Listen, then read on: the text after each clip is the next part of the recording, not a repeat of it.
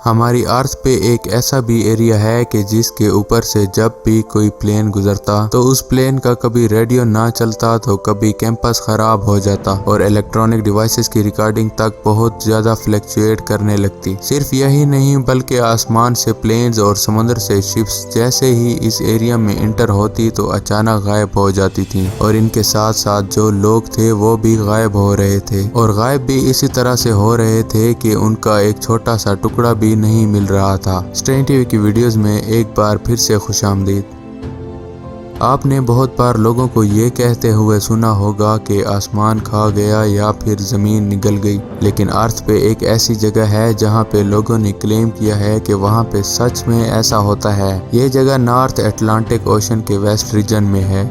US के state Florida से लेके पोर्टो रिको आइलैंड और बरमूदा के बीच में है। क्योंकि ये तीनों मिलके एक ट्रायंगल बनाते हैं इसलिए इस एरिया को बरमूदा ट्रायंगल कहा जाता है। 1888 में एक शिप थी जिसका नाम था एलन ऑस्टिन जो कि इंग्लैंड से न्यूयॉर्क के लिए निकलता है। 2 से 3 वीक ट्रेवल करने के बाद इस शिप का कैप्टन जिसका नाम ग्रिफिन था वो एक अनप्लान्ड शॉर्टकट लेता है ताकि जल्दी पहुंचा जा सके और ये शॉर्टकट बरमूदा ट्रायंगल के पास से गुजरता था। लेकिन जैसे ही बरमूदा ट्रायंगल का एरिया आता है तो कैप्टन ग्रिफिन को थोड़ी दूर पे एक छोटी सी बोट दिखती है जो बिना किसी पैटर्न के बहुत ही अजीब व गरीब तरीके से इधर से उधर मूव कर रही थी। कैप्टन ने कई बार कोशिश की कम्युनिकेट करने की लेकिन कोई भी रिस्पॉन्स नहीं आया उस बोट से। कुछ टाइम बाद कैप्टन ने कुछ लोगों को उस बोट में भेजा क्योंकि वो बोट कोई रिस्पॉन्स नहीं कर रही थी। लेकिन उस बोट पे पहुंचने के बाद वो सब शॉक हो गए क्योंकि उस बोट में कोई भी नहीं था।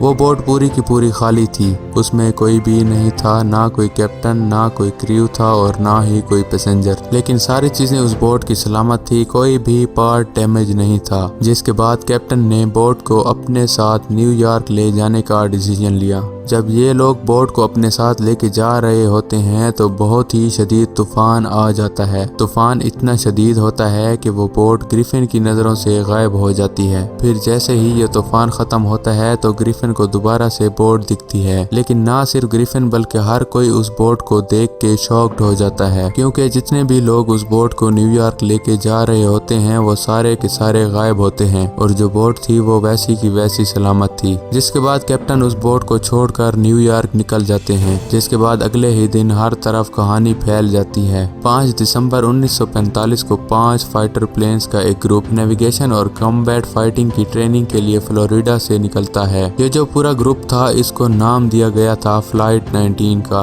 इस पूरे ग्रुप में सारे ट्रेनी थे और एक सीनियर लेफ्टिनेंट था जिसका नाम था चार्ल्स। इनकी ट्रेनिंग के रूट में ये था कि ये सब फ्लोरिडा से निकलेंगे, उसके बाद चिकिरॉक नाम की एक जगह है वहाँ पे ये बॉम्ब्स ड्रॉप करेंगे, उसके बाद ग्रैंड बहामा पे जाके फ्लोरिडा वापस आ जाएंगे।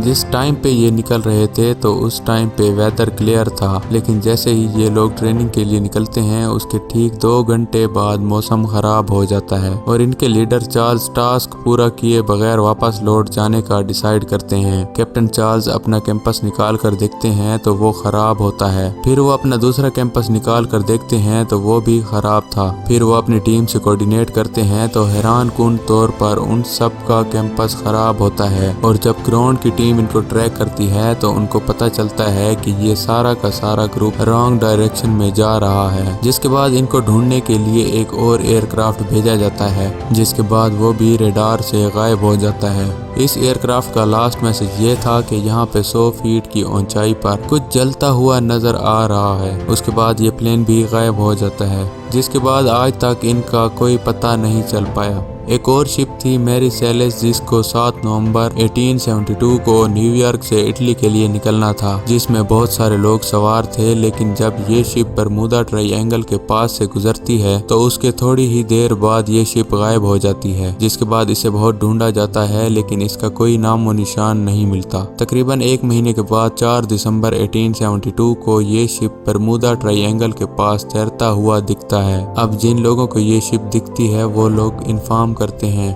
जिसके बाद रेस्क्यू टीम आती है जो शिप को देख के शॉक्ड हो जाती है, क्योंकि हैरानी की बात तो ये होती है कि पूरी शिप पर एक भी आदमी नहीं था। शिप को कोई भी किसी किस्म का नुकसान नहीं हुआ था, यहाँ तक कि डिनर टेबल पर खाना भी उसी तरह से ही पड़ा हुआ था। खाने की जो प्लेट्स थी वो भी सेम टू सेम उसी तरह से ही पड़ी हुई थी, लेकिन कैप्टन, क्रू और पैसेंजर्स सब के सब गायब थे। इन लोगों का आज की डेट तक पता नहीं चल पाया कि ये लोग गए तो गए कहाँ।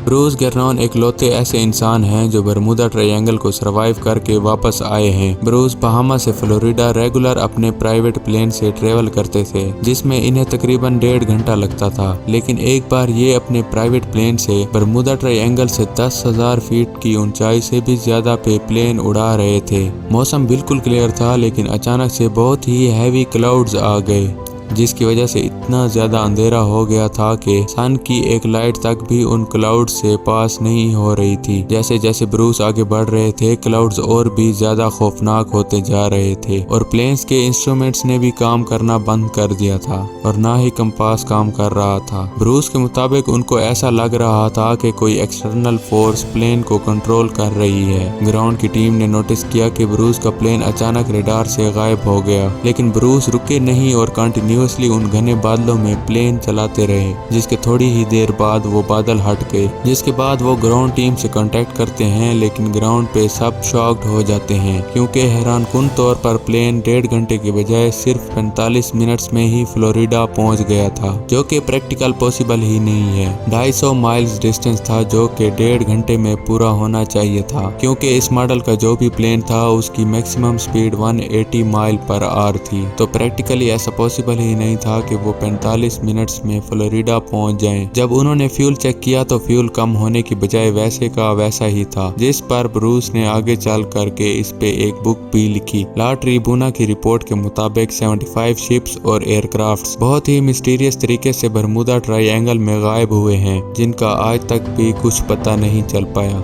ये सारी ऐसी मिस्ट्रीज हैं जो आज तक सॉल्व नहीं हो पाई। इन सब के साथ क्या हुआ कुछ पता नहीं, क्योंकि आज तक इनका कुछ पता नहीं चला और ना ही इनके कोई एविडेंस मिले। उम्मीद है स्ट्रेन टीवी की इस वीडियो को भी आप लोग भरपूर लाइक और शेयर करेंगे। अगर आपको ये इन्फॉर्मेशन अच्छी लगी तो वीडियो को लाइक करके चैनल को जरूर सब्सक्राइब करें। मिलते हैं किसी और शानदार वीडियो में।